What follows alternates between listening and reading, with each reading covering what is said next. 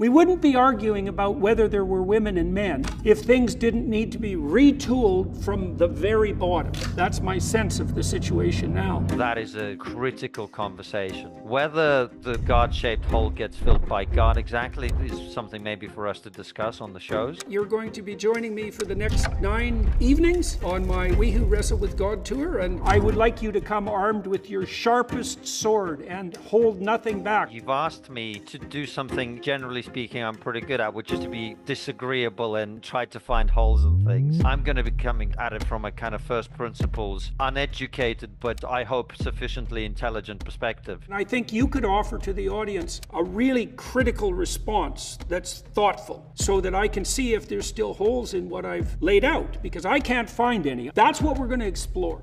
I can't wait.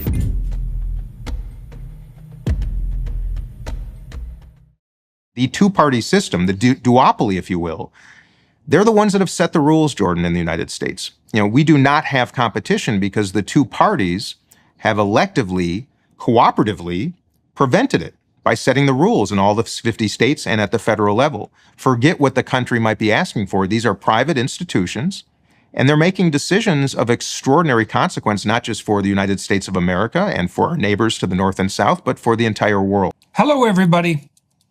I'm talking today with Dean Phillips, an American businessman and congressman who served as the representative of Minnesota's 3rd District since 2019. I met Dean several years ago. I found him a very interesting person. He ran a very singular campaign when he first ran for Congress, one that was very positively inclined, and he struck me as a very intelligent and perspicacious moderate on the Democrat side. And so we've had a fair bit of contact over the years.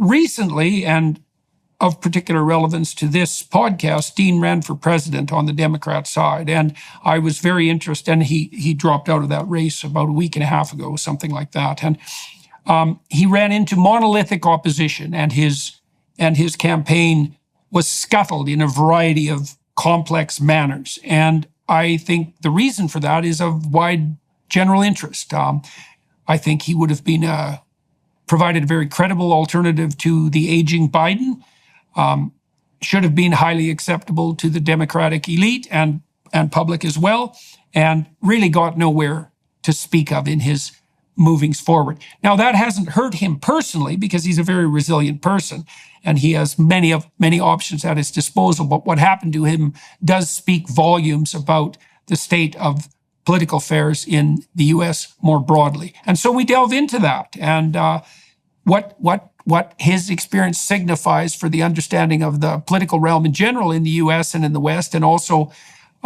we investigate, too, the comparative pathologies, let's say, of the Democrat and the Republican sides, respectively. So join us for that. Well, Dean, it's been a long time that we've been plotting to get together to talk publicly, and so now we get to do it, and it's going to be, I presume, somewhat of a post-mortem, so to speak. You recently ran for president, and I am very interested to know, I think we should start probably with a description of why you ran, like what you thought the problem was and what you hoped to accomplish, and then we should segue from that into just exactly what happened and what you learned and, you know, how you've changed across that process. I'm very interested in hearing about that. So let's start with what problem you were trying to address or set of problems when you decided to run. Fill people in on your background and your decision. Yeah. Let me go backwards before I go forwards. And most importantly, thank you. I wish our country, U.S., Canada, and the world would have more conversations like this one. You know, Jordan, as you know, my life started differently than most are aware. I lost my father in the Vietnam War. He grew up very poor in Minnesota, could not afford college, so he earned an ROTC scholarship afforded by the federal government to attend law school at the University of Minnesota. Was sent to Vietnam just before I was born and was killed in action in July of 1969, just a few days, in fact, after the U.S. moon landing. And when I was 6 months old when he died, my mother was 24 and widowed. We had nowhere to go, so we lived with my great-grandparents in St. Paul for 3 years. And then, Jordan, I got lucky. My mom met and remarried a wonderful man who adopted me into a great family of business and philanthropic success, a lot of advice. My grandmother was the advice columnist Dear Abby, and my aunt was Ann Landers. And I got lucky. And I share that because as I have this conversation with you, so much of my life was influenced by good fortune and recognizing that I don't think it should take a stroke of good luck or just being born in the right zip code that dictates where one ends up. And that very much illuminated my life. And I had a great business career, building Belvedere Vodka and Talenti Gelato, two wonderful brands. And that brings me to 2016. I was a father of two daughters, Daniela, 18, Pia, 16. I had just opened some coffee shops. I love the idea of hospitality and people gathering. I think people and humanity needs a lot more of that right now. I thought that'd be my next business chapter. But I watched that election night, 2016, and I was deeply disappointed. And for the first time in my life, it wasn't political in nature. It was the character I thought of the man who had won, Donald Trump. But I told my family that night, Jordan, as I always would, he was duly elected and we got to give him a chance. But I woke up the next morning and the first thing I heard was my daughter, Pia, who was 16. She was in her bedroom and she was crying. And I sat at the foot of her bed. And mind you, Pia had just overcome Hodgkin's lymphoma a year before. And she's a gay woman. I didn't know that when she was a teenager, but I saw a fear in her eyes, Jordan, that really instantly affected me, indelible. And I sat at the breakfast table that morning with both of my daughters and promised them that I would do something. I had reached that moment in my life where I'd taken a lot for granted. I'd raised my daughters to be participants, not observers. And I felt compelled to do something. And I decided to run for Congress. I share that with you because you asked why I ran for president. Well, it was because we have a crisis of participation. We have a wonderful industry, angertainment, I might call it, of people who make a lot of money and do quite well by creating division, sharing fear. And I want to be a participant in the resolution. I want to be the antidote. And I felt rather than complaining, I should do something. And that's why I ran for Congress. I was the first Democrat to win my district since 1958. Got to Congress. As you know, I joined the Problem Solvers Caucus because there is no mechanism, none in the U.S. Congress, that pushes people together. No mandate, no intention between the speaker and the minority leader to develop an orientation program that forces human beings to get to know each other, to share their life stories. And when I saw Donald Trump essentially now returning to the White House because of Joe Biden's increasingly poor approval numbers and his bad poll numbers, the absence of competition is destructive to democracy. In fact, I would say competition is the vitamin of democracy. And just because we had an incumbent president here in 2024, 86% of the country had determined that he was too old to serve another term. And I thought the least I could do is the same thing I did in 2016, which is to demonstrate with my feet my principles, which was to stand up and go against the grain and actually upset my colleagues, to not wait in line, to not be quiet and shush up and sit down, but just the opposite. And I think we now have too much of a culture, both in North America and increasingly around the world, of people too often being silenced and falling in line when they should be standing up and being loud. And that's what I did, Jordan, and I'm glad I did. It was a long shot. There's almost no chance whatsoever of an insurgent like me defeating an incumbent in a nominating process like we have here in the States. We have a political duopoly, both Democrats and Republicans, that have set the rules to prevent the very competition that I aspire to create. But I got to tell you, it was the most beautiful experience of my life, Jordan. Like any mission of principle, it came with a lot of joy, a lot of pain, but it reinvigorated my love for my country, my affection for human beings. And I will say, Jordan, the most compelling moment of my entire experience, which lasted about 5 months, was walking up to a Donald Trump rally in Rochester, New Hampshire. Saw a line of people standing outside in the freezing cold there for hours. And I walked up to say hello. And I spoke with probably 50 people that evening, going to a Trump rally. And every one of them, friendly, hospitable, thoughtful, kind. Many of them had voted for Barack Obama. Many of them said that they had been fans of Bernie Sanders. All of them treated me respectfully. I treated them respectfully. And I have to tell you, that was probably the moment I'll never forget, and restored and reinvigorated my belief that everybody has decency in them. But we have created a dynamic now in which we are demeaning people. We are making them afraid. We are antagonizing each other. And I needed that moment to demonstrate to my own side of the aisle that the way to succeed is not through confrontation, but through invitation. And you asked why I ran for president, Jordan. That's what I wanted to demonstrate, that we need to extend invitations to one another to get to know each other, find common ground, debate, deliberate, and disagree without being disagreeable. And I'm glad I did it because that was my mission. And I would do it 1,000 times again, despite how complicated and difficult and the toll it took. So you stated during your exposition of your reasons for running that you were concerned about Biden's, the concerns you expressed were fundamentally practical. I don't imagine that exhausts your list of concerns, but the practical concerns were your belief that a better candidate than Trump for president might be found, and combined with the fact that Biden's age has become a concern and his poll numbers reflect some real uncertainty about his viability as a candidate for the next presidency. Were there other shortcomings related to the Biden administration that you felt that you might want to address on the policy side, or did you feel in the main that his administration was proceeding in the right direction, but that, well, we could take apart what you felt was inadequate about the Biden presidency, around his age, let's say? Well, let me start by saying the quiet part out loud, which is to be successful in American politics, one must abide by his or her own party's rules, by the platform. If you get out of line, if you disagree, if you take a position that is the opposite of that of your party, it is not the path to success. And that is why you see the overwhelming majority of members of Congress and elected leaders in the U.S.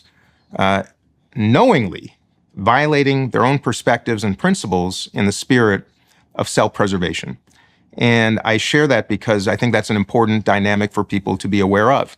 The overarching issue in this election in the United States is the number of people, Democrats, Republicans, liberals, conservatives, libertarians, independents, all feeling how in the world can the most extraordinary democracy in the world be limited to two candidates like the ones that it looks like we'll be having in November. And that's not opining on what I think of them. I'm just saying what people are saying every single day all around this country. How are we so limited in a democracy that is supposed to be cultivating, nurturing, and promoting options? And I watched on the right a very vibrant GOP nominating contest that continued as of, until last week when Nikki Haley dropped out. But evening debates and town halls and conversation and energy. And I looked on my side of the aisle, Jordan, and we have Joe Biden, who is going to be handed the nomination, a coronation of sorts. So, and my misgivings were about the system. My misgivings were about a country that was overwhelmingly saying that we want more options. And I believe, as I said earlier, that absent competition, democracy ultimately dies. Now, when it comes to policy, so my opinion, by the way, on Joe Biden is he's a good man. I think he's a man of integrity and decency and, most importantly, empathy. But he's an old man. I'm not going to deny that. Is he incompetent? No. Is he facing cognitive decline? I do not believe so at all. Is he facing physical and communication decline? Absolutely. But that's what people see. That's why they've concluded that he was too old. But from a policy perspective, I will say that I think the southern border is a tragic oversight of this administration. It's something that I saw when I first visited the border in 2019, again in 2020.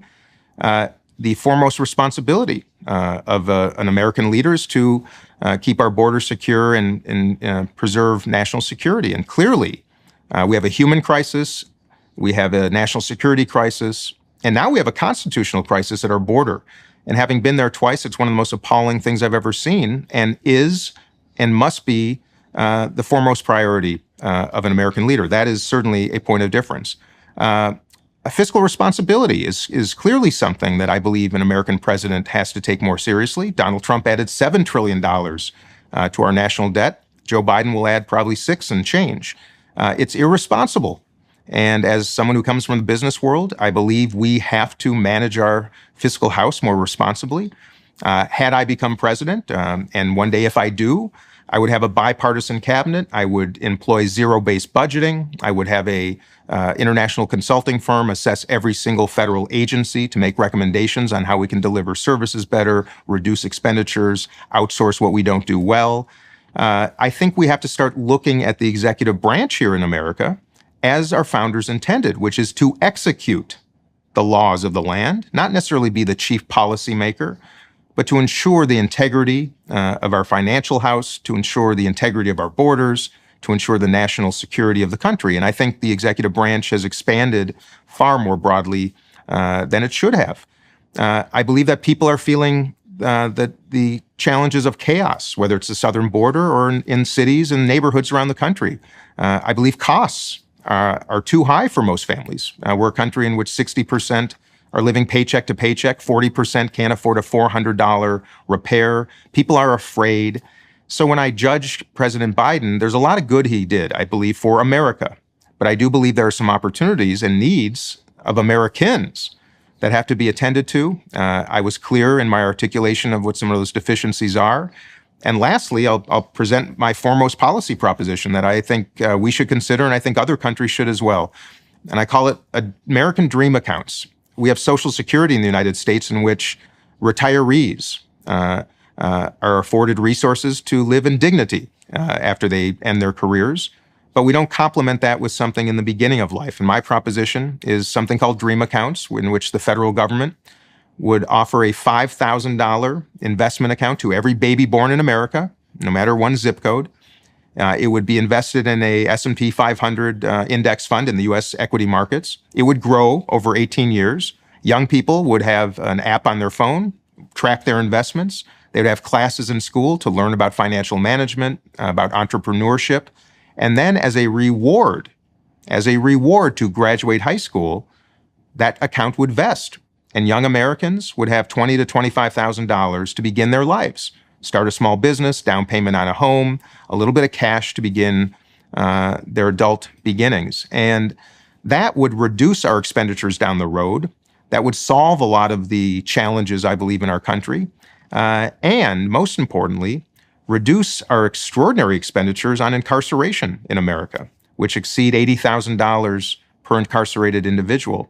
And I think these are some things that new leaders, next generation leaders, can conceive, can implement, how we regulate social media, artificial intelligence, that frankly, a man of both Donald Trump and Joe Biden's age, I don't think have that same life experience and context that younger generations can. So when I ran against Joe Biden, I was really running for generational change and for a sense of respect, the restoration of respect and decency and the golden rule, Jordan.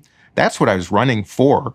It just so happened I was running in a Democratic primary that clearly Democrats didn't have an appetite for, at least not yet. So when I was a kid, about 14, something like that, I got involved with progressive politics in Canada. The librarian in my local school was the wife of our local representative provincially, and he was the only left-leaning politician in the entire province of Alberta. And I was attracted by the policies of the left at that time. And I'm curious about your political orientation. I mean, it isn't necessarily obvious, coming from the business background, say, that you came from, that you would naturally gravitate towards the Democrat side of the House. So could you start by explaining how your political convictions developed and why they've been maintained on the left? And then maybe we can talk, that'll enable us to talk a little bit too about things that are somewhat more political and philosophical than we delved into on the YouTube side. So first of all, let me start by saying I don't fit into the perfect political box of any party. And I'll tell you my story. I come from a Jewish family. And I will tell you, Jordan, that in America, post-war America, there was great affection for the Democratic Party as the party that prosecuted World War II, of course, was more sensitive to the Jewish community's needs. And my political hero as a kid was Hubert Humphrey, who was a 20-something-year-old mayor of Minneapolis who did extraordinary, generous gestures for the Jewish community, the Black community in Minneapolis. Minneapolis was known as the most anti-Semitic city in the country in the 1940s. It was also Hubert Humphrey. This is very little known, but it was a young Hubert Humphrey who went to the Philadelphia Democratic National Convention in 1948, was told by everybody from whom he sought counsel that if he was to issue the speech that he was planning to issue, that he would likely end his career on the spot. And it was the speech in which he implored the Democratic Party to get out of the shadow of states' rights and into the bright sunshine of human rights. At that moment, Strom Thurmond and all the Dixiecrats left the arena. Strom Thurmond started a new party, ran for president that year against Harry Truman, and won 4 states. And not only did it not hurt Humphrey's career, it actually established it. And in many ways, I think it's underappreciated, but it was Hubert Humphrey with that speech that really started the Democratic Party's migration into the civil rights movement. Now, there's no video of it. It's a very grainy recording of it. That might be part of the problem. But I also reflect on the same Hubert Humphrey that as vice president in the 1960s, vice president to Lyndon Johnson, felt very opposed to the Vietnam War. But instead of having that same courage and speaking out against it, he walked the company line. He suppressed his principles, and it ultimately cost him the 1968 election. It probably in some way, shape, or form cost my father's life and cost the lives of tens of thousands of other people. And it's that young Humphrey, though, that I really celebrated as a kid because not just because of human rights, but because of courage, to stand up in front of this arena full of people. And I went to school in 1980. This is a very interesting quick story. In 1980, I go to school and I go to assembly. And who's speaking to our assembly that day but John Anderson, Republican member of Congress, had run against Ronald Reagan in the GOP primaries in 1980. And kind of like Bobby Kennedy, left the primary and then declared his candidacy as an independent. And he came to speak to our class that day in 1980. I was 11 years old. I'd never seen a politician before.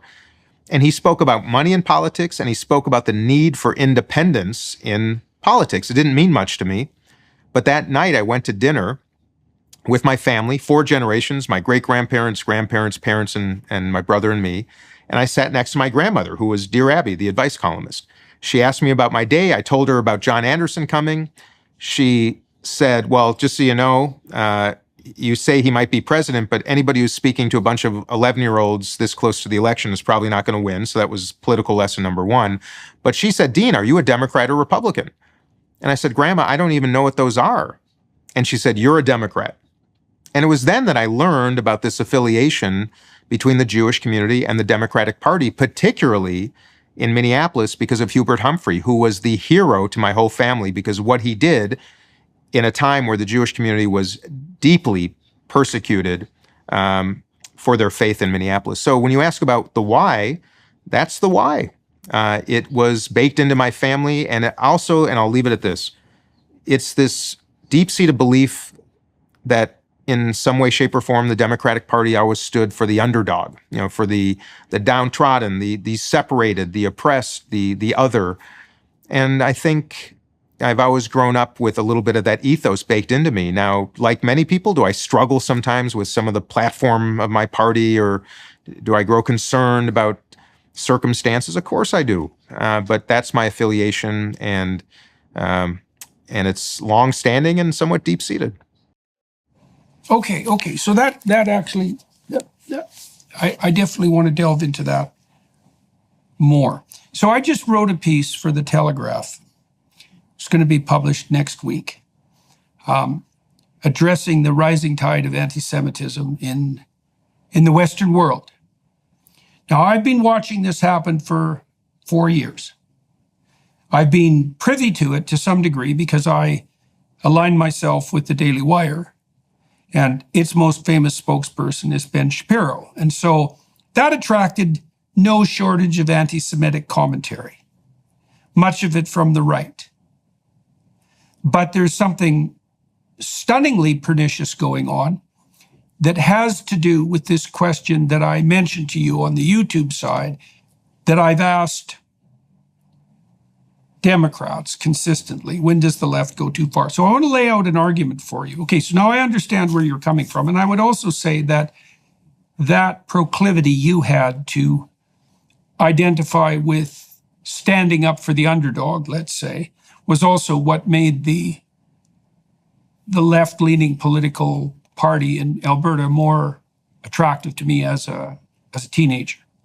Okay, so I was active politically for about 4 years when I was a kid. And then I just stepped away from it until like 6 years ago. I still obviously don't have an active political career, but in any case, here's the problem. Here's a problem. I want to know what you think about, because this gets right to the heart of the matter. So my sense is that the left goes too far in the modern world when it talks about equity. And I want to tell you why I think that.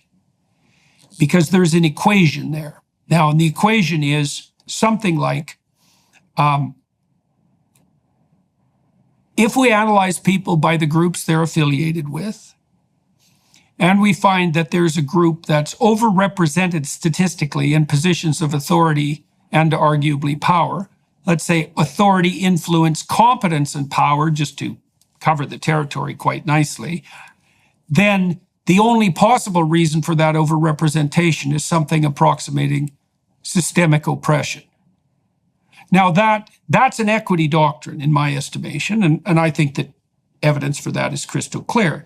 Now, there's a problem. There's many problems with that doctrine. The first problem is the proposition that we should divide people up by groups, because that can be done without end, multiplying the potential dimensions of oppression without end. And that's the danger I see on the postmodern front. But there's something even more pernicious.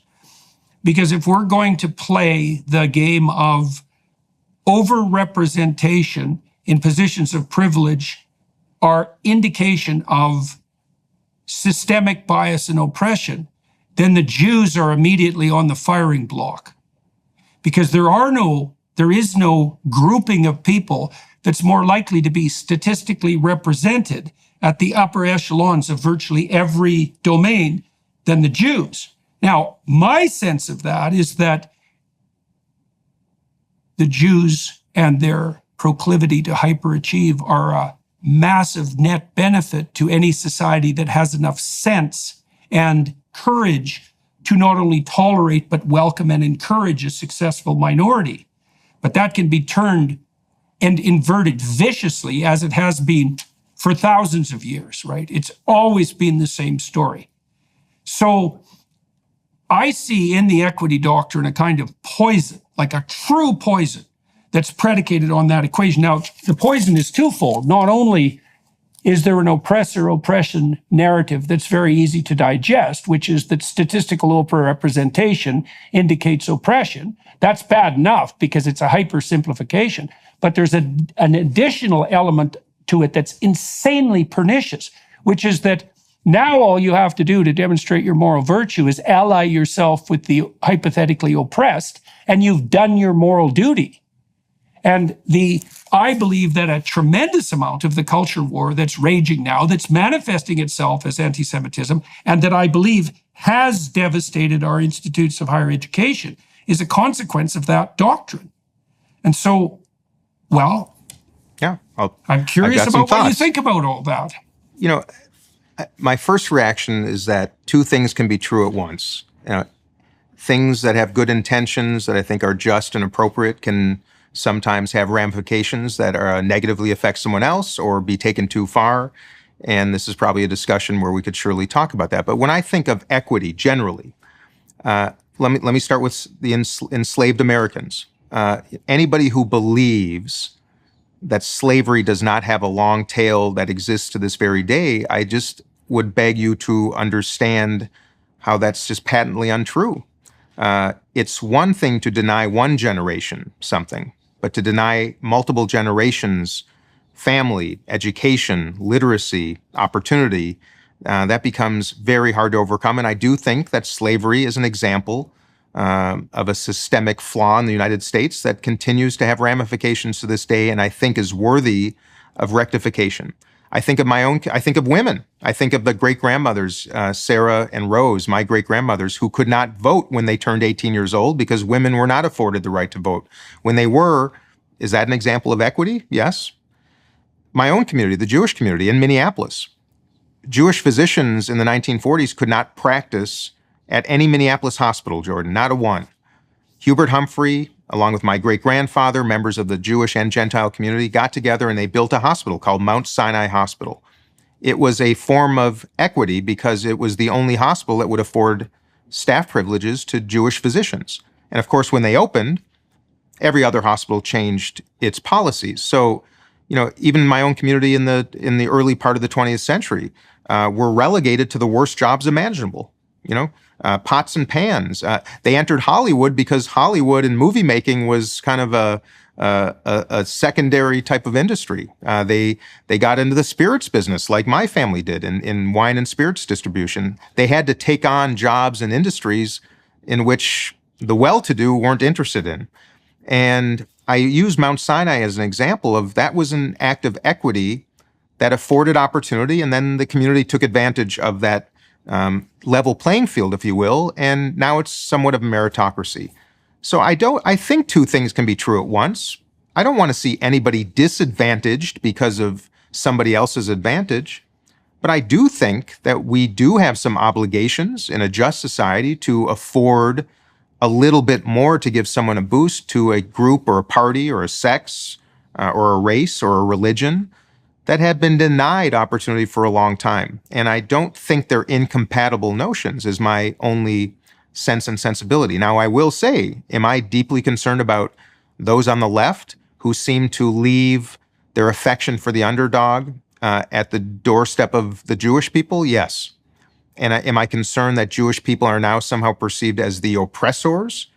Now, I don't look like someone who might be under persecution or risk or threat, because I'm a white businessman. But the fact of the matter is, I and my community are very much so. So I'm concerned. And I think a lot of what you said, I concur with. Other parts of it, this notion that equity has gone too far, I don't know if it's gone too far until we do establish some degree of a level playing field. And I think that is what a just society should pursue.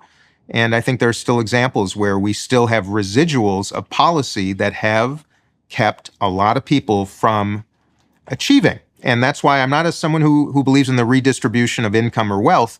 I do believe in a redistribution of opportunity. That does not necessarily mean away from other people. It simply means incrementally affording it to those who had been denied it for reasons well beyond their control. And that's my perspective, and I think it's a worthy conversation. There's no denying that there's a wide range of difference in access to opportunity. It isn't obvious to me that that can be rectified in any straightforward sense because the dimensions of potential inequality are innumerable. So, for example, it isn't obvious to me at all that if you're poor and young, you're more disadvantaged than someone who's old and rich. And because most people who are old and rich would swap their wealth in a second to be young and poor. Well, wealth is relative. Right. Mm-hmm. Well, this is exactly my point, is that calculating the potential dimensions of oppression this is the transformation that's occurred in the postmodern, what would you call, variation of the underlying Marxism that used to play the inequality game on the economic side, is the dimensions of oppression and inequality have multiplied endlessly. And that's a very bad game because there is some dimension on which you're an oppressor. You can be absolutely certain of that from the perspective of that game. And you pointed to it yourself, on the minority side, there's your Jewish heritage, but on the oppressor side, well, that's assuming that the Jews are allowed to be a minority, as opposed to an oppressor, and we're way past that. But on the other side, there's the fact that you're white and male. And so, but you can take any given individual and you can find the dimension on which they're an oppressor. And this is what disturbs me profoundly about the equity game. And, you elided two terms, I would say, and I don't understand this exactly, but this is something that I do see characteristic of the Democrats in particular, because there's an insistence on the Democrat side that equity means equality of opportunity. And that's not what it means. It means equality of outcome. And No, your own I don't vice agree with that. president, Yeah, Kamala, yeah. well, but that's how she's defined it. I understand. That's what the, I mean, there may be We people cannot who interpret guarantee equity the as equality of equal. outcomes. Yeah. Then why do we use the word equity? Because look, the only reason that word was introduced into the academic parlance to begin with was to elide the difference between equality of opportunity and equity and equality of outcome. I can't speak for every Democrat. I believe I can speak for most of us in Congress when I say that our aspiration as Democrats is to rectify that imbalance of opportunity, to afford it to more, not being detrimental to those who already have it, but incrementally afford more. It is the equality of opportunity to which we aspire. I do not know many, I'm sure there are some, that would say the objective is the equality of outcome. Almost by definition, that's socialism or communism, which doesn't work. Well, there are certainly plenty of them in the in academia. I understood. I'm talking, and that I understand. But I am talking about, and this is where the branding, the angertainment, the division, I think is a little bit misportrayed. And I'm not saying that, I'm not speaking for all, but that is indeed my aspiration as a Democrat. I believe most is that the equality of opportunity. Yeah. Okay, yeah. I agree with you. I believe that's the case. This is one of the things that makes me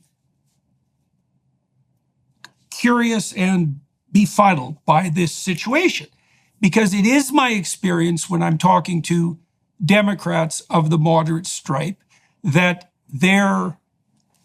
what they're attempting to foster is best conceptualized as the equality of opportunity that's core to the American vision. But that isn't what the radicals on the left are pushing. And for the life of me, I cannot see, and as you know, I worked on the Democrat side for a substantial amount of time, and I've had this discussion for like 10 years. And I still see no movement whatsoever on the Democrat moderate side to understand the threat that the leftist radicals pose to the moderate Democrat mission, even by eliding the difference between equality of outcome and equality of opportunity. And here's one example of that, is that I do believe, and I'm trying to look at this from the perspective of a politically informed psychologist, that part of the reason that Trump is the attractive phenomenon that he is because the moderate Democrats won't draw a line between themselves and the radicals. And this is part of what I pointed to earlier, that's part and parcel of the moderate refusal to define when the left goes too far. Now, you did to some degree, because you said you don't believe in equality of outcome, right? And you said also that most of your peers, particularly your reasonable peers, also don't believe that. And that might even be true of someone like Bernie Sanders, because I saw Sanders become entirely befuddled in an interview not so long ago when he was pushed on the distinction between equity and equality of opportunity. But it's a cardinal danger. And the reason I'm trying to draw this to your attention at the moment is because I do believe that the fruits of that evil seed are making themselves manifest in this spate of anti-Semitism.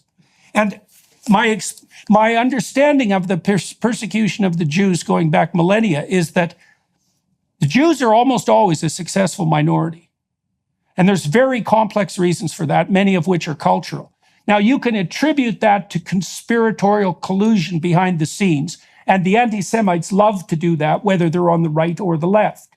But the left has an additional systemic problem with anti-Semitism at the moment, which is their definition of oppression. And oppression is equated to disproportionate representation in positions of privilege. And if that's going to be the definition, then the Jews are first on the firing block.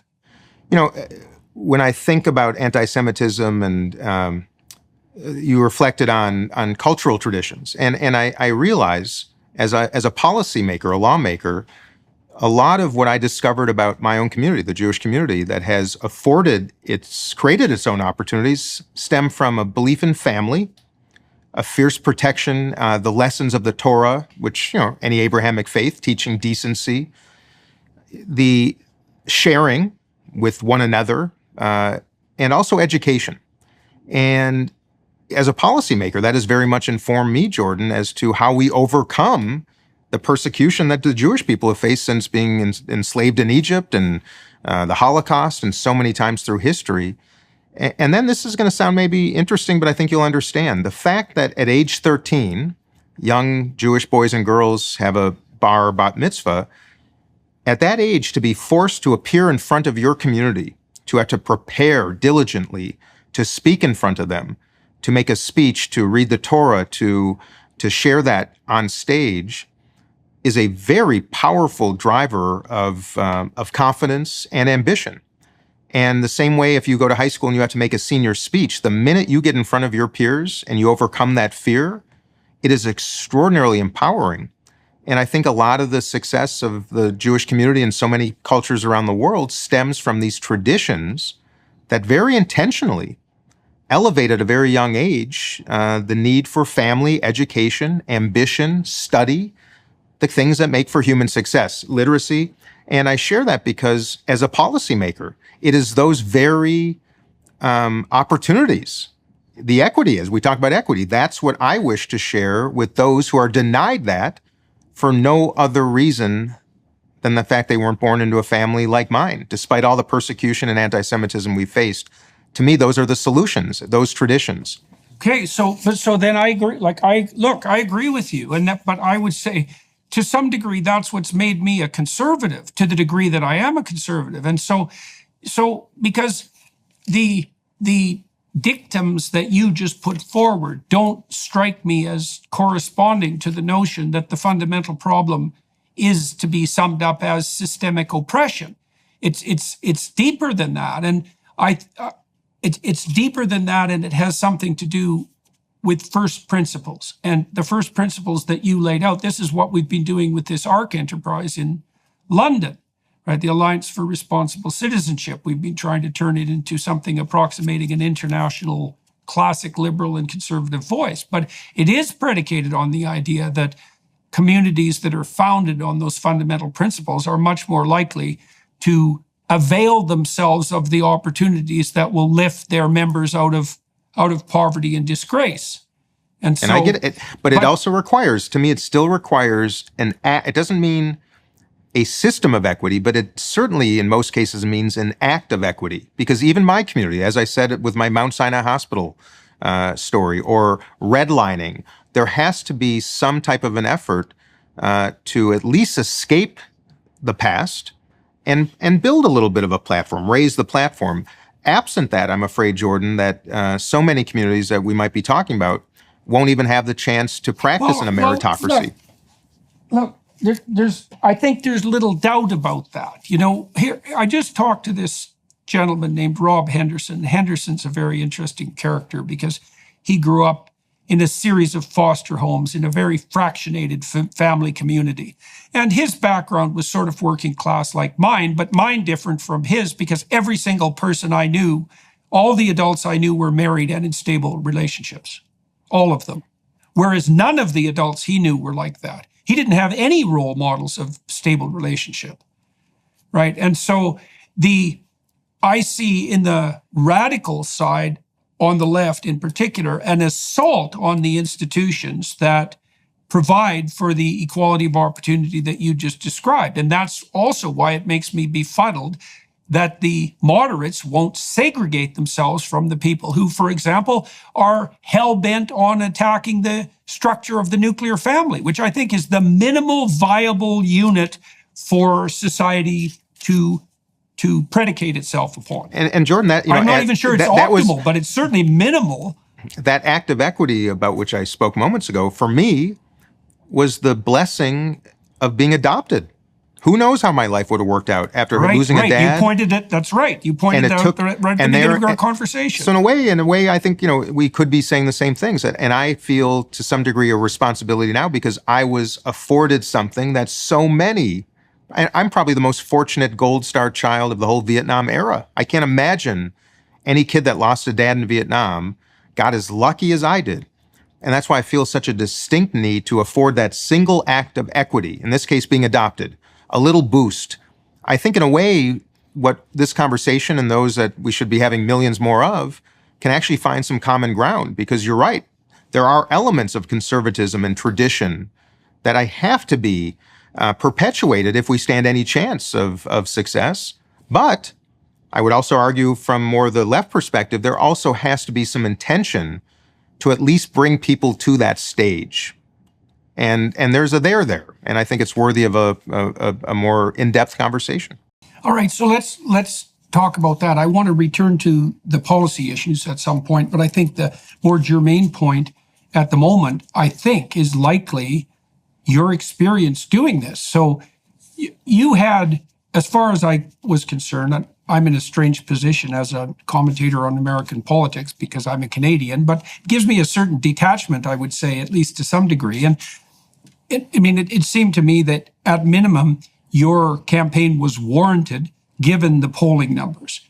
It also struck me that it was very unlikely that the Democrats were going to rustle up a candidate who, in principle, might have a broader appeal than you. I've watched RFK. We can talk a little bit about his campaign at some point. I think that might be interesting. But you had the qualifications that struck me as necessary and desirable to offer an alternative to the current regime, given people's concerns. And my sense was that wise Democrats might have been sufficiently terrified by the possibility of losing the next election, which I think is very likely, that they would be casting about for a potentially viable alternative. Maybe even because Biden is sufficiently elderly so that his viability is limited in an extreme sense, and that you might want to have someone around as an alternative if the worst happens. And I was curious about how your campaign might progress. And I must say, I thought that you would get more traction than you did. And so we communicated a little bit right from the beginning of your plans, not a tremendous amount, but enough so that I knew what was going on. And I was absolutely, well, I don't want to put words in your mouth. What happened? What happened? What did you experience? Tell me the whole story, if you would, because everybody needs to know. What happened to you in relationship to your colleagues? And what happened to you on the legal and practical fronts? And what happened to you in relationship to the media, which might be the most germane question? Exactly. And especially in this day and age, the absence of platform, Jordan, is the most critical deficiency that I faced as someone who did not come to this with massive name recognition. Now, mind you, those in Congress who are well known throughout this country typically generate that name recognition by being jerks, by being aggressive, by being provocative, by being oftentimes mean-spirited. And that is counter my nature. I recognize, as someone who is not often on cable news at night, that was going to be a challenge. But let me get back to the very beginning. My contention was that the country needed alternatives. My contention was that the president should pass the torch, which is what I did beginning in July of 2022, encouraged him publicly to pass the torch. It was met in my own caucus with a lot of dismay because you don't do that. God forbid you say to the incumbent that he or she should step aside. Needless to say, he did not. Then I started a public and private initiative to encourage others to participate. I telephoned Governor Pritzker in Illinois. I telephoned Governor Whitmer in Michigan, made a public call, whether it's Governor Newsom or Vice President Harris. I said to the next generation of Democrats, this is the time. The polls are bad. The approval numbers are bad. The country's saying they want choices. So let's meet the moment. I never intended nor anticipated that I would have to do it. But in the absence of anybody willing to forego their future, perhaps, and meet the national moment, I was so upset, so disappointed that ultimately, in the absence of anybody else doing it, Jordan, 2 weeks before the New Hampshire filing deadline in mid-October, I decided to do it myself. Steve Schmidt had me on his podcast. We had quite a conversation. He recalled how in 2020, he believed that Joe Biden is the only one that could defeat Donald Trump. He felt in 2024 that I was that person. And we did work together for a handful of weeks to initiate my campaign, went up to New Hampshire. As you might know, it was an unusual year in New Hampshire because the Democratic Party had taken away New Hampshire's first in the nation primary status and handed it to South Carolina. And that offered an opportunity because Joe Biden was on the ballot. And we thought if we could perform well there, not unlike another not well-known Minnesota Democrat in 1968, Eugene McCarthy, it was he who challenged President Johnson at that time and actually inspired him to leave the race by generating almost 45% of the vote that year. And that was somewhat of our strategy. What I did not anticipate was a party that was so intent on preventing competition, and I did not anticipate a media ecosystem that was somehow aligned with that deplatforming, if you will. And of course, for a campaign that was not well resourced, for one that could not attract Democratic experienced operatives because they would be blackballed if they worked for an insurgents campaign, the cards were stacked against us. But that didn't preclude at least the effort. But you asked the question of what was most consequential. The two parties, and I'm going to say this because it's really important, it is not just the Democratic Party, the two-party system, the duopoly, if you will. They're the ones that have set the rules, Jordan, in the United States. We do not have competition because the two parties have electively, cooperatively prevented it by setting the rules in all the 50 states and at the federal level. And that means when there is an incumbent, he or she will be protected. Forget the polls, forget intuition, forget what the country might be asking for. These are private institutions that operate on their own, by their own rules, behind closed doors. Most of us don't even know who they are ultimately. And they're making decisions of extraordinary consequence, not just for the United States of America and for our neighbors to the north and south, but for the entire world. And not being exposed to that was something that I was not prepared for. Okay, I want to interject something there because it seems to me that you hit something key with that observation to the attraction of Trump. See, I think that people feel the typical bread and butter people of the United States who are attracted by Trump despite his bull in a china shop way, let's say, are attracted to him to some degree precisely for that reason. And they do feel in their bones what you just described. And they're willing to take a risk on someone who has that bull in the china shop nature. And this is also true of RFK, by the way, because I think he is quite similar on the Democrat side as Trump was on the Republican side. I mean, RFK in some ways is he's more sophisticated in his public presentation, and he has a more intellectual mien, but he has there's real similarities in temperament and approach. And I believe that people are attracted to Trump because they believe he will rampage around to some unpredictable degree and potentially break that domination of behind-the-scenes actors that you just described. Now, I infer from what you said today and from some of the conversations we've had before that the degree to which you encountered monolithic opposition was actually rather surprising to you, not merely from your colleagues. Now, you pointed to the fact that there are systemic reasons for that, which we should delve into, and also talk about the behind-the-scenes actors, but also because of the collusion of the legacy media with those actors. Now, that's certainly something that people on the more conservative side, or I would say classic liberal now, side of the spectrum have been pointing to for like 5 years. It's like, what the hell is going on here? The journalists have lined up with the powers that be, and any objection whatsoever to whatever the plan seems to be has now become verboten. That's why there's such relief, for example, with regard to Musk and his purchase of Twitter, and which the platform on which he reinstated me, precisely for standing up against, because I had been eliminated from that platform precisely for objecting to, certain phenomena that went against the behind-the-scenes narrative. So you were struck by, so let's take this apart first of all. There's a mystery here, right? Because what you tried to do was to point out very clearly, and correct me if I get any of this wrong, you tried to point out to your colleagues that they were in very danger in real danger of losing what it was that they were hypothetically aiming for, which was maintenance of the presidency. And then you look to find people who were likely leaders, perhaps in a position better than yours, given more name brand recognition, and none of them would do it. So you decided that you would go ahead with it. And what you found on the Democrat side was, and you said that may have also been something that would characterize the Republican Party. So we don't have to make a partisan accusation here, but the reality you ran into was monolithic opposition to your campaign that extended to the point where you actually had a hard time finding Democrats who would work for you because they were afraid for the viability of their political careers in the future. Is that all accurate? That is so accurate. In fact, Jordan, you could play the same story in 2020. If a Republican had challenged Donald Trump, he or she could have done so under the same terms I challenged Joe Biden, which is he's probably going to lose.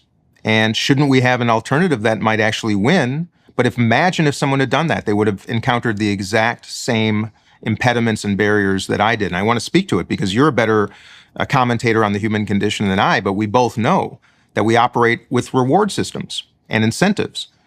In Congress, there is no incentive to go against your party when it comes to these decisions because it will impede your path to either maintaining your seat or to ascending to higher office. Despite the fact that behind the scenes, Jordan, my Republican colleagues during the Trump years almost universally despised him privately, and then when the cameras are on, totally different perspective. Same thing with Joe Biden. Behind the scenes, people were utterly afraid of his standing, of their concern that he's going to lose, that we need an alternative. But then the cameras came on and it would be a very different story. It really bothered me to see the same disease affecting the entire Congress. But the incentives make sense. There is no incentive to be bold or to get out of line or to offer an alternative because it will, almost by definition, end your career. Now, it's the same issue with the media. Let's say you're a journalist and you rely on a leak from the White House, on information from the White House, access to talent that the White House provides to your Sunday show or your evening cable program. If you go against them, if you disappoint them, if you object to them, or you say something or do something they don't like, they can always then go to CNN. They can go to another outlet. So we tiptoe through these minefields, if you will, of navigating the human condition. And that's where we find ourselves politically. It's where the media finds itself because the incentives are perfectly aligned with the two parties' mandates and objectives. And they are misaligned with the overwhelming majority of center-right and center-left Americans. And I want to be really clear to people listening and watching. I have no animus towards anyone who supports Donald Trump. As long as you're a person of decency and principle and integrity, I do have animus towards Donald Trump. It's both personal, it's collective, but I want to separate the man from people the same way I would ask that people who do not support Joe Biden would also separate voters for Joe Biden from the man himself. And I want to have these conversations to also reflect on the fact that this is about individuals. I have respect for conservatism. I have respect for libertarian perspectives. I have respect, of course, for progressives. But as I have this discussion with you, I just want to make it very clear. This is the duopoly. Some call it the uniparty. It is real. There is misalignments and, most of all, perverse incentives that have to be exposed, have to be discussed, and have to be rectified. The overwhelming majority of my colleagues, strange bedfellows, want to change the system for the same reason, because it is not working any longer. So there's one question I have that emerges out of that, which is that you would expect if the legacy media was aligned with the political forces that currently prevail for reasons of practical access, that during the Trump administration, they would have tilted heavily in the direction of a pro-Trump stance. But I don't really think I saw any evidence of that. So, like, my sense is that the machine that produces the Democrat, the machine that produces the platform of the Democrats is exactly the same machine that produces the ethos of the legacy media journalists. And so there's a natural alignment there. Now, I would say that machine fundamentally are the mechanisms of higher education. It's more complex than that, but that's not a bad place to start. So you talked about, so there's two issues here. And you talked about a system of perverse incentives that aligns itself on the political side behind the incumbent in some manner, no matter what. Right? And that system of incentives is operating so powerfully that is the case even when there is real evidence of concern that the incumbent might be insufficient for the job or lose, which is also a definition of insufficient for the job, right? And so that's worth delving into. Like, what is it in the incentive structure that aligns people with a losing candidate at the cost, potentially losing candidate? I know it's close, and that makes things complicated too, because people could say, well, I can imagine a situation where Biden might win. So is it that the race is so close that the incentives are mixed? What do you think exactly? What do you think's going on? My belief is that when human beings become proximate to power, that they will place that proximity above their own fellow countrymen and women. And I think that has a lot to do with why there's this there's this absolutism around incumbency. It's not rational. It's not pragmatic. But once people are close to positions of power, they want to protect it because their careers, their proximity, their futures are tied up in that person. That's why we see people sticking around in our Senate, in our Congress, on the Supreme Court, in the White House, in my estimation, for much longer than they should, because they are surrounded by sycophants, by people who are far more focused on their own personal futures and preservation of power, influence, access, than they put on the country itself. And I think that is, again, part of the human condition. And that needs to be at least exposed, because that's the only thing, if you ask me, that can explain why we have so many people who are otherwise quite rational and quite pragmatic that somehow dismiss those attributes when it comes to political elections. And it makes very little sense to me because numbers don't lie. Numbers don't lie. And I would argue that either party that would have broken, if you will, this logjam, either the Republicans with Trump or the Democrats with Biden, if one had turned to a next generation, able, competent, prepared leader, I think it would have made all the difference in the world. But the absence of even that consideration, to me, is the only indicator you need to recognize who really controls the strings and what their real mandate is, which is not necessarily, I think, in the country's best interest, rather in individuals' best interest. And that's exactly the problem in the Congress and in so many other elements of American politics and, frankly, in most countries. Sleep is the foundation for our mental and physical health. In other words, you've got to have a consistent nighttime routine to function at your best. But if you're struggling with sleep, then you've got to check out Beam. Beam isn't your run-of-the-mill sleep aid. It's a concoction carefully crafted to help you rest without the grogginess that often accompanies other sleep remedies. A bunch of us here at the Daily Wire count on Beam's Dream Powder to knock us out and sleep better through the night so we can show up ready for work the next day. Just mix Beam Dream into hot water or milk, stir or froth, and then enjoy before bedtime. Then wake up feeling refreshed without the next day grogginess caused by other sleep products. Dream contains a powerful all-natural blend of reishi, magnesium, L-theanine, apigenin, and melatonin to help you fall asleep, stay asleep, and wake up refreshed.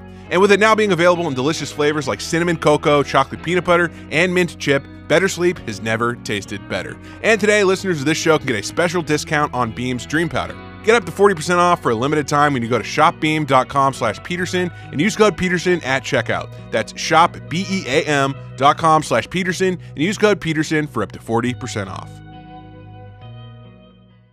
Well, if there is a continual conflict between short-term personal interest and very, very long-term communal interest, let's say, it's very likely that in any given battle, the short-term interest is going to win because the incremental cost to the long-term battle is low and the incremental cost to the person is high. Okay, so that's a problem. And maybe it's also the case, and I say this again as an observer of your country from the outside, is that you Americans have been split 50-50 on the voting front for multiple elections now at the federal level. And so you can understand that it's always plausible that the incumbent could win. And so that also mitigates against the utility of launching a more radical or daring, let's say, offense of the sort that you did. Now, so let's. But can I get? I want to get back to one thing quick before we move on, though, Jordan, because I think it's worth comparing Canada and the U.S. right now. Canada has fundamentally two, even though in a parliamentary system you fundamentally have two major parties. And of course, the CBC is kind of somewhat of the standard. In the United States, something changed from the time I was a young man to now at age 55. And before we move on from legacy media, there is something changed fundamentally when people recognize how much money there was to be made by separating, by making this almost a sport, by making it entertainment, by the fact that we essentially have 3 cable networks dedicated to politics. Even in the sports world, there was only one ESPN, but politics was crafted to become a competitive sport, and it divided this country in such a remarkable fashion. I would argue that even, and you can opine on this, of course, as a Canadian, but in Canada, that gap, if you will, between left and right is, I would argue, narrower than it has become in the United States. I don't know if it's necessarily true, but it's positioned that way. And media has played a substantial role in having us believe that the other side is dangerous, that we should be afraid, that we have no common ground, that we do not share values anymore.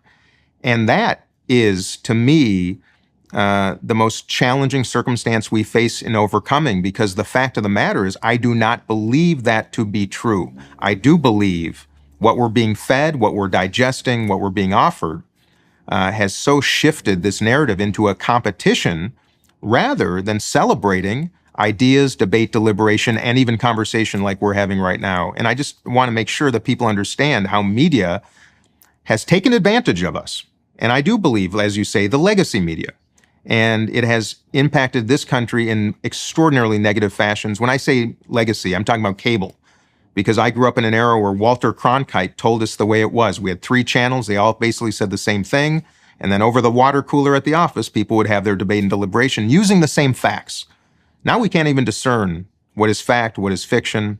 And I think that is because of cable news has really affected us in a way that I don't believe has done the same in Canada and most countries in the world. Well, I think there's more difference between the left and the right in Canada than there is in the U.S., but at the moment there's less antipathy still. Antipathy. Yeah, although I think that's. Yeah. We won't go there for a moment. That's a neat conversation, but that's an interesting. Yeah, there's a difference between the policy gulf and the respect gulf.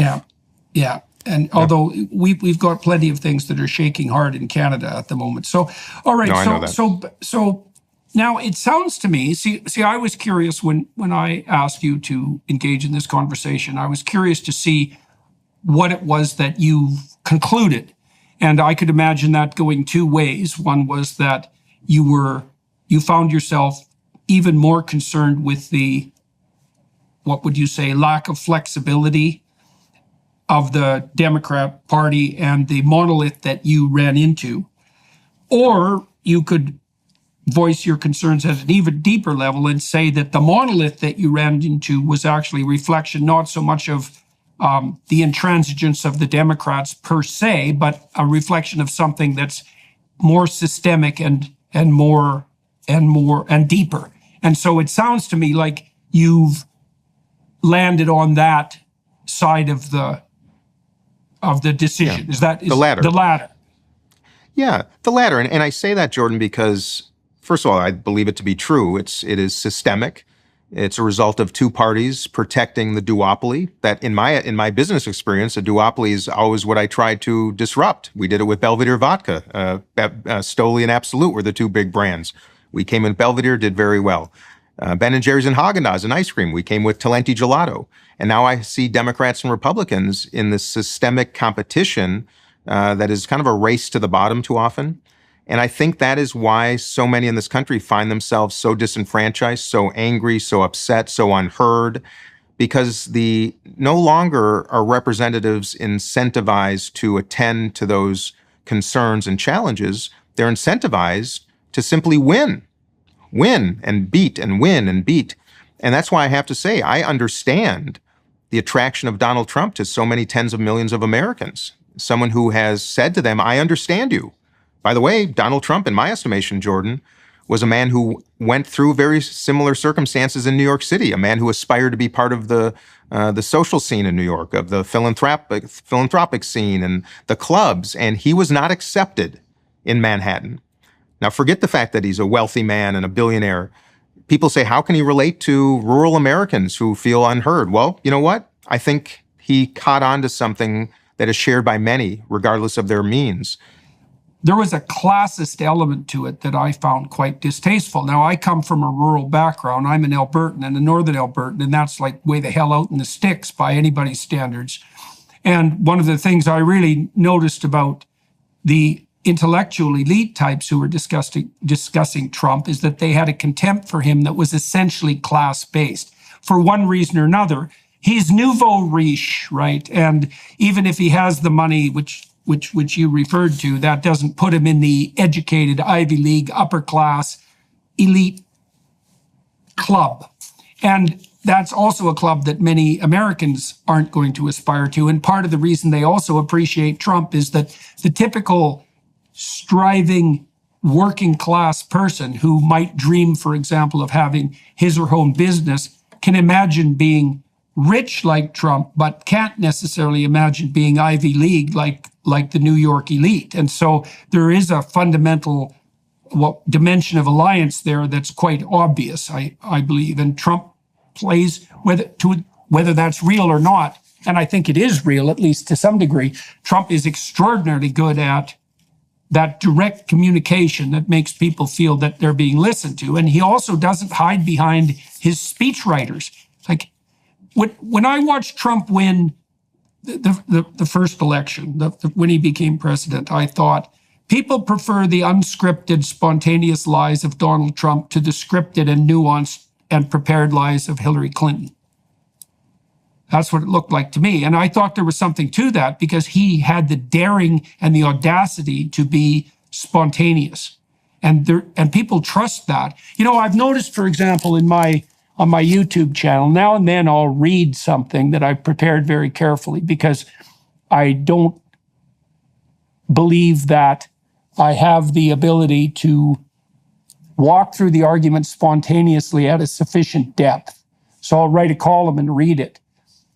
Those never work as well as the spontaneous YouTube conversations, right? No, it's human. People want to identify with someone who appears to be human and, to your point, fallible and imperfect and mess up sometimes, but authentic, I think, is the word we're looking for. And yes, politics is so scripted. Everything is talking points and well lit and perfectly planned. And yes, I understand. That's my message to my fellow Democrats right now. Is we got to start listening more. We got to start showing up in small towns around America. We can't talk like professors. We should be listening. We should be not talking as much as listening. You know, there is not so much a massive policy gulf in America. I think that is a construct of media. It is the gulf, if you will, and the gap is like in any relationship, whether it's a friendship, a romantic relationship, a professional relationship.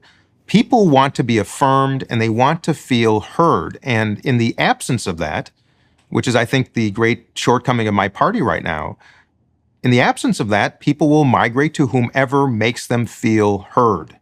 And they will forego and dismiss a lot of negative characteristics simply because it fulfills that basic human need to be understood, to be not demeaned or disrespected, but to be heard. And that is, to me, the root of politics. It's humanity. There's no difference between a competent leader and someone who listens.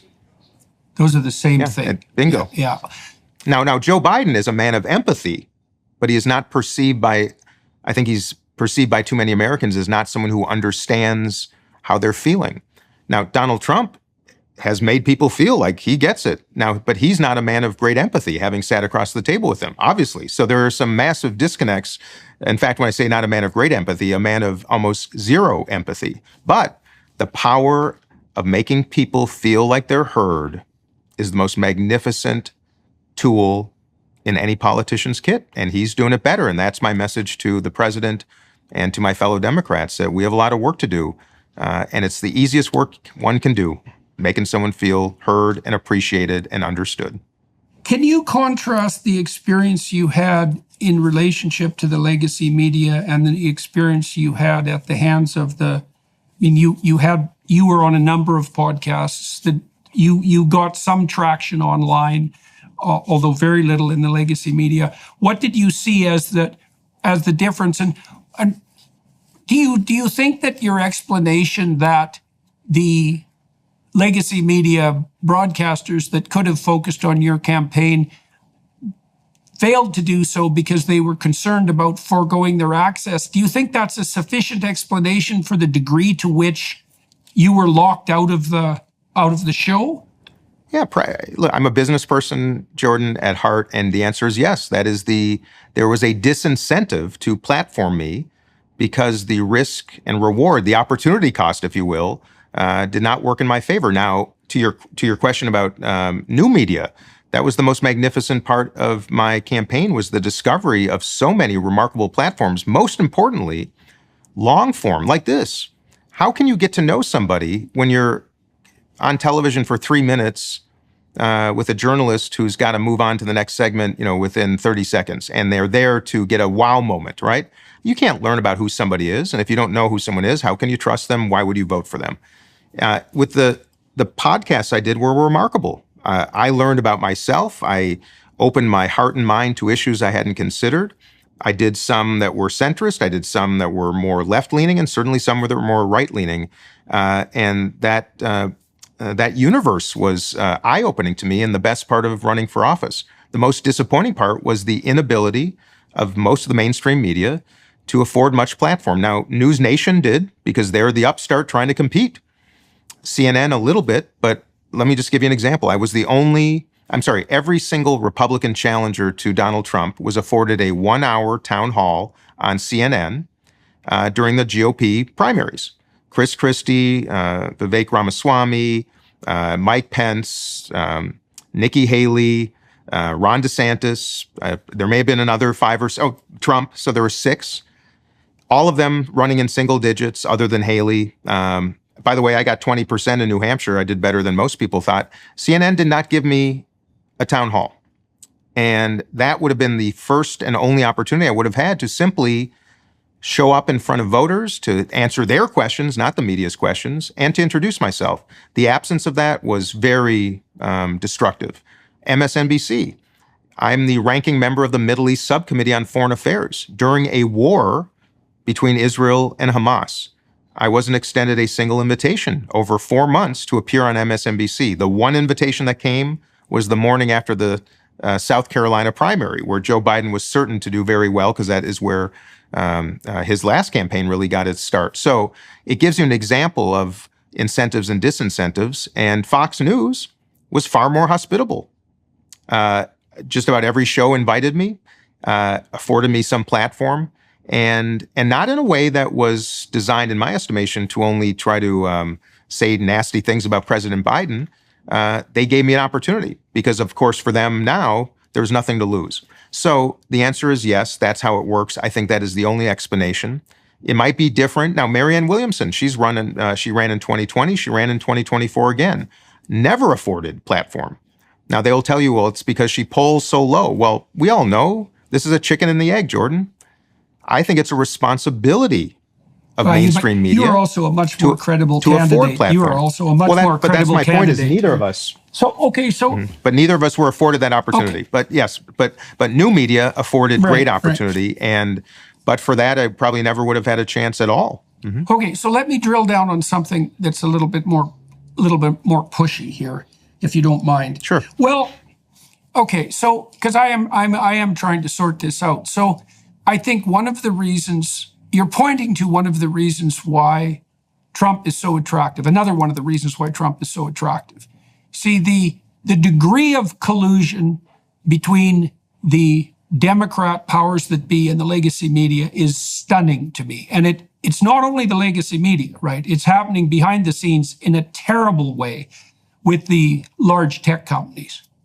So, for example, my interview with Robert F. Kennedy was pulled by YouTube.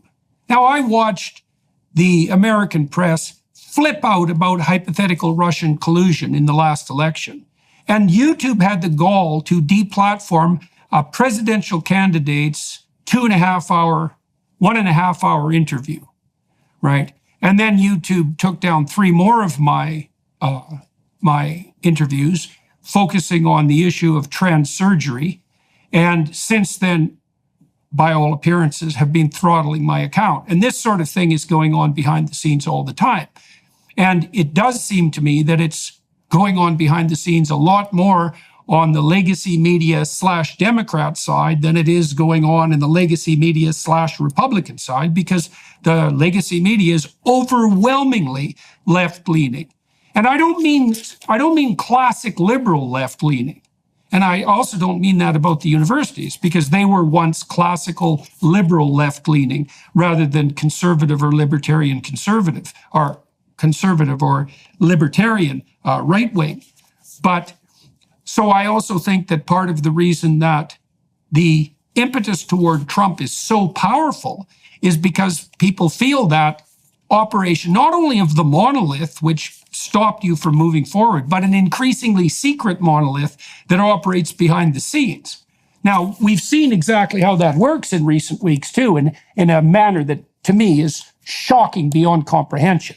And that was Google's release of Gemini, which was especially on the image generating side, which, do you know that not only did they train their AI system on a corpus of knowledge that leans left substantively, but they retooled the prompts that their users offered when they were generating images and other queries. They technically re-engineered the questions so that the presumptions of the DEI squad would be interjected into the questions themselves, which meant that Google was conspiring not only to mess with the ideas that people had, but with the facts themselves that were offered for their apprehension.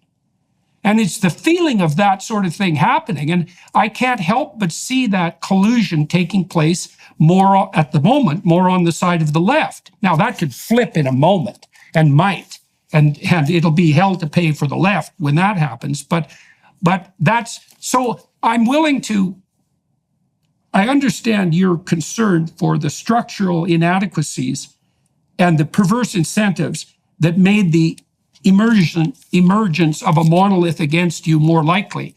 But it seems to me that there's something else going on here that is more characteristic of the Democrat side of the argument, that is also deadly and dangerous enough so that the probability that the presidency is going to be delivered into the hands of Donald Trump is very, very high. So that's a rough question. And so I'm curious about what you think. Well, about I don't know that. if I heard I don't know if I heard a question. Well, First of all, I'll confess to you that I don't. Yeah, Well- I don't know, and I'll be forthright. I don't know the answer. I don't know what I don't know. In fact, maybe that's called humility in the old days. I don't know how it works. I'm a member of Congress. Everybody watching, listening would imagine I should know everything about how it works. Well, the fact of the matter is I do not. What I do believe is that the legacy media about which you speak should be intentionally offering perspectives on both sides of a subject. I would love to see, Jordan, a weekly national show that would have a Republican and Democrat debate an issue of the day to demonstrate, to model. I don't know what's working behind the scenes. I don't know, without the evidence, I would never share that why I was deplatformed or not included. I've surely tracked what you've just shared about censorship and deplatforming. I don't know if that's actually happening. I don't know if what happens on the right. But all I do know is that we have reached a point where truth is hard to discern, where people are condemned so quickly for having an opposing view that they're essentially silenced. And I think when I say we, I'm talking about all of us, progressives, liberals, classic and otherwise, left and right, conservative, libertarian. We need a platform by which we can have these conversations. Some of them are tough. You know, I have different perspectives on a lot of things than you and you from me. But I am disappointed in any media that will not intentionally and with vigor promote and offer platform to opposing views. And that is why I'm deeply, deeply concerned, period. And by the way, I think that is same on, I shouldn't say that.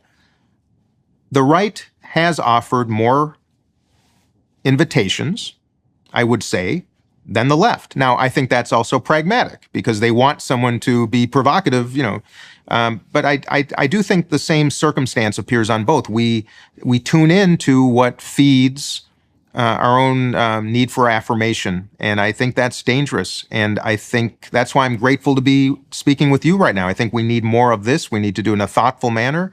I'd like to dive into tough subjects too, because that's what makes all of us better. And I do not see any platform, left or right, offering that opportunity right now at a time where I think we need it more than ever. Yeah, well, the thing is that the YouTube ecosystem that you had some success with communicating with actually emerged and then was shaped as a classic liberal / conservative alternative to the legacy media. And I mean emerged and was shaped. I mean both of those very specifically. It emerged because none of that was happening in the legacy media. And then it was shaped because commentators, we'll take Joe Rogan, for example, who were not only left-leaning, but clearly progressive, were tilted hard in the conservative / libertarian direction as a consequence of their experiences attempting to engage in straightforward conversation. And that's happened to virtually all the podcasters that I know. And so, because they encountered the same monolith that you encountered. And like this YouTube example, let's dive into this. This is a very unpleasant topic as well, but we might as well hit some unpleasant topics. So a number of my videos were taken down. Now, YouTube had left me alone for years, which I was quite stunned by. They would slap on warnings now and then when I dared to discuss such things as climate change. But by and large, they left me alone. And I didn't have a lot of evidence that there were any shenanigans behind the scenes. But that changed when I started to question the trans narrative. And that's something that I'm very actually irate about in a very fundamental manner. Not least because, yes, I want to hear, and I'd love to engage in this. I'd love to hear your take, and I'd like to share mine. My take is that the surgical butchers and their enablers have been sterilizing and mutilating children with the aiding and abetting of the progressives and the medical community. And I know that this isn't an opinion as far as I'm concerned. I knew perfectly well in 2016 when I objected to Canada's Bill C-16 that mandated pronoun use. I told the bloody Senate that if they went forward with that legislation, that they would cause a psychogenic epidemic of sexual confusion among young women. And that's exactly what's happened. And that has been extended to the point where not only is there an epidemic of sexual confusion, and the reason it's young women is because young women have been for 350 years the group prone to that kind of psychogenic epidemic. The clinical evidence for that is crystal clear. You saw that with cutting, and you saw it with anorexia, and you saw it with bulimia and multiple personality disorder and Freudian hysteria, et cetera, et cetera. That the clinical evidence is absolutely clear. And that extended to the point where the treatment being offered to these confused young women was surgical and sterilizing. And I knew the data that suggested that that was all well and good because they were at risk of suicide was utter nonsense and pathological lies. And of course, that's been revealed in the last 6 months as European country after European country has desisted from the gender-affirming care path as they've been forced to recognize that the evidence that supports that pathway is not only lacking, but opposite. And England yesterday, the UK, announced that they would ban so-called puberty blockers for use with minors. And you could be sure they did that in the face of substantial opposition. Well, I'll tell you, that's one mob you don't want to go up against. That's for sure. And so is it your contention that, so in this case, you believe government policy has actually created sexual confusion amongst young people? I don't believe it. I know for sure that's not, and not just sexual confusion. such that something approximating 25%, particularly of young women, which were not the trans individuals to begin with, because that was all men before this psychogenic epidemic emerged, such that 25% of young women are now confused in their most fundamental orientation and questioning the most fundamental element of their identity. Now, if one is 18, so I'm just so I can clarify. Do you believe as long as one is the age of majority and can make an adult decision, do you oppose them making that decision at a certain age, or is it just below that age that you take exception? Because that's I would say now, given what's happened, that I believe the right thing for our society to do is to stop gender transformation surgery at any age, because. Oh, period. Well, okay. Look, let me tell you why I believe that. I mean, my general attitude is that people can go to hell in a handbasket in whatever way they see fit once they're adults. And I really mean that, because I would rather allow for even pathological variance in individual expression than have a heavy-handed government making those sorts of decisions, because I think that's even more dangerous. It's not like people can't go off the rails with extraordinary what would you say, intent, but that's not the point. But we wandered down the sex transformation road starting in the early 1960s, and here we are. And so I think that as a phenomena, it's revealed itself as so pathologically dangerous that it's not a pathway that we should walk down. So now I'd be willing to have a discussion about that, because I think the issue of consent as an adult is relevant, but that doesn't mean that as an adult you can just consent to any old medical procedure. You know, there are people who are now requesting double genitalia, for example, or what would they call that the Ken doll look, where there's no genitalia at all. And, you know, at some point I'm starting to think maybe the surgeons who are profiting by exploiting such, I would say, pathology need to be stopped in their tracks, because at some point it becomes not surgery at all, but a form of barbarism. And I think we're well past that point. Anyways, to make this more concrete, a number of the videos that were taken down on my channel were videos, let's say, that involved Helen Joyce, for example, who's a perfectly credible commentator, who's worked for The Economist forever, who's a mainstream journalist, whose analysis of this situation is spot on, and who's very intelligent. And now the reason I'm making something of this is because the worst experiences I've had on the censorship side have always 100% without exception come from the progressive left. And one of the things that's appalled me in my discussions with the left in general, and I've talked to dozens of congressmen and senators, and I think it is a reflection of this monolith that you described, is that I haven't been able to get a single Democrat ever to answer a straightforward question. And this included RFK, which is, on what subject? When does the left go too far? Well, that's a hard question to answer. Well, I don't think it's hard. Maybe it's like pornography. You kind of know it when you see it.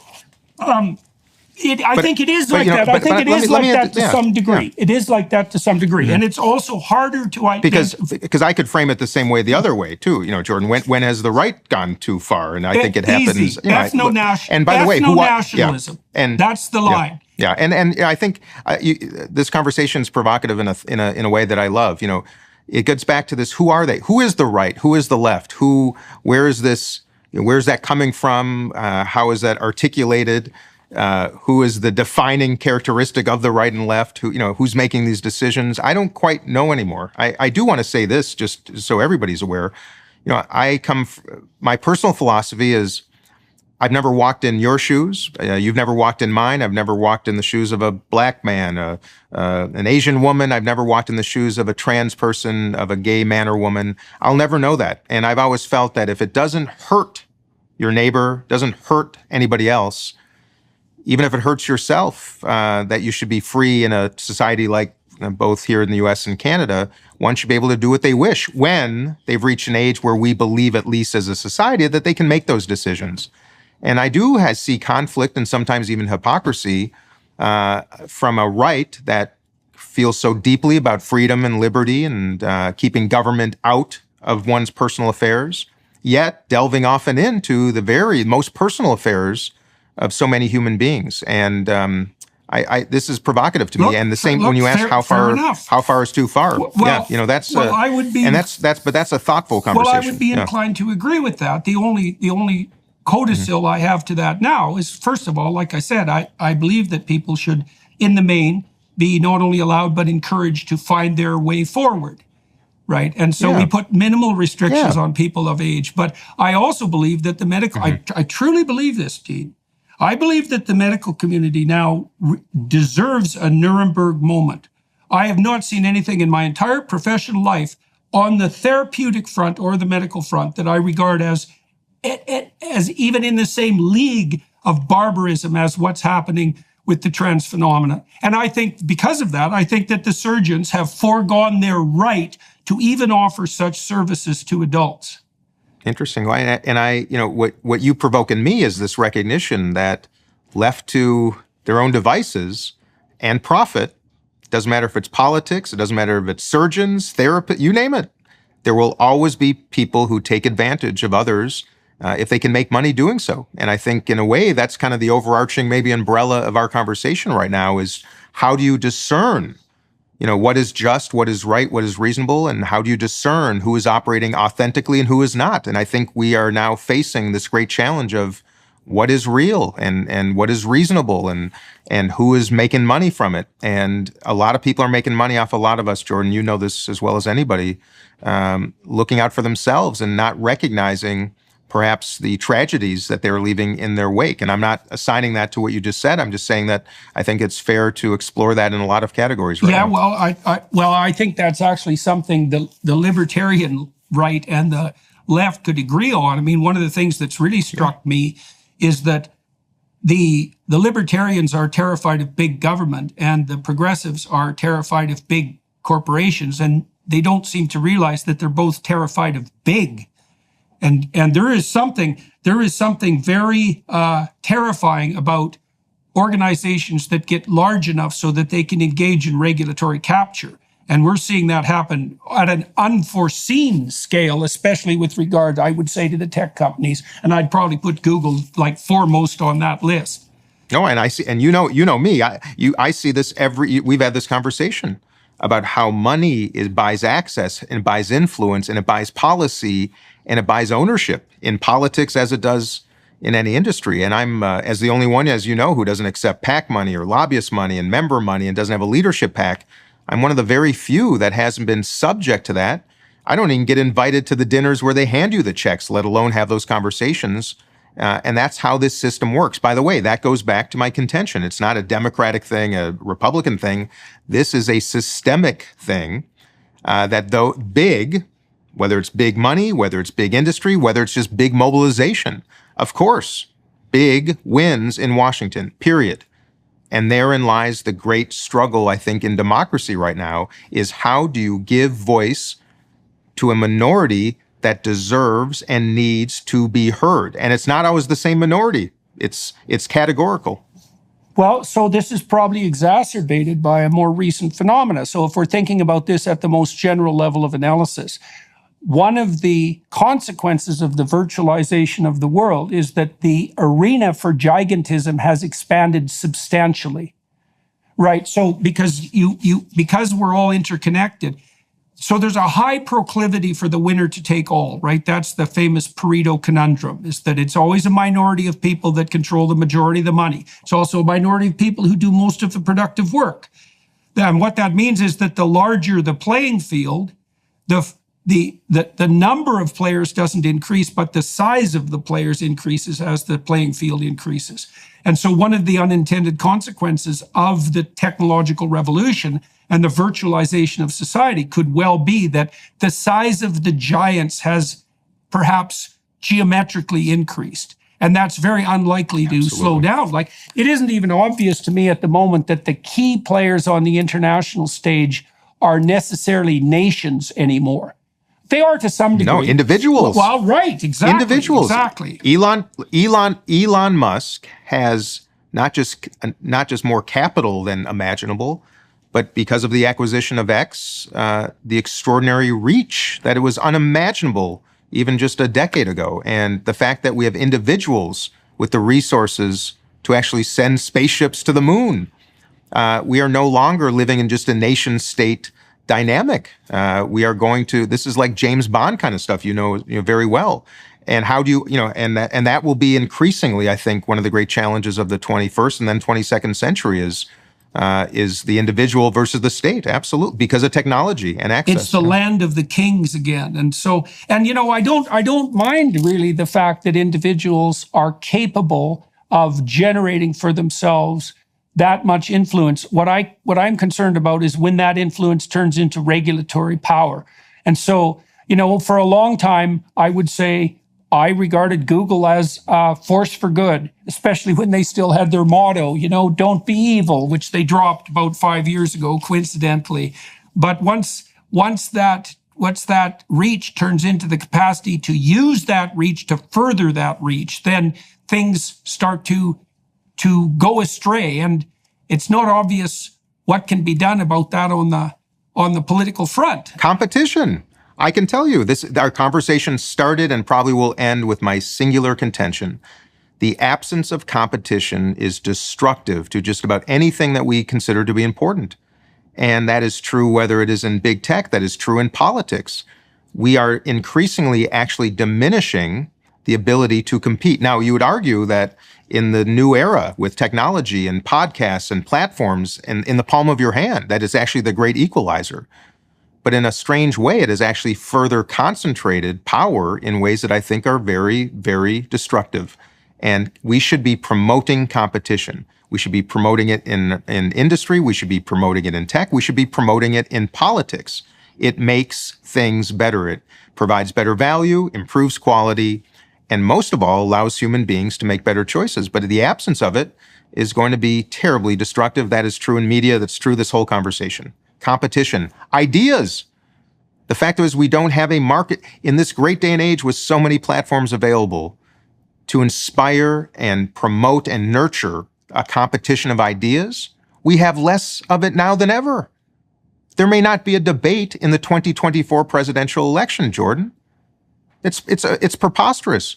We're not having, the left and right are not debate. In Congress, we do not debate. We have these performances that we call hearings. We are not debating. We are not promoting competition of ideas or industry, and therein lies the greatest challenge we face. And it is completely fixable, except for the fact that those of great power, of wealth, and connection will continuously have the ears and the levers of the politicians. And I would also go back to campaign finance reform, because I do believe that could be the linchpin in changing this dynamic and changing the reward system, because it doesn't happen on its own. It doesn't happen on its own. We all have to plant the seeds and water the plants, and only then can we harvest. So thank you, Jordan, for the opportunity to share a conversation. Very good to talk to you. And so for everybody watching and listening, thank you very much for your time and attention. Most of you, that I'll continue this conversation with Dean Phillips on the Daily Wire Plus side.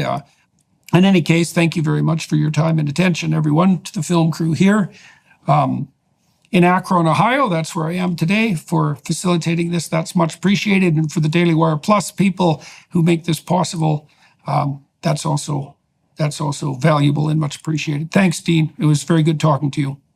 Thank you, Jordan. Be well.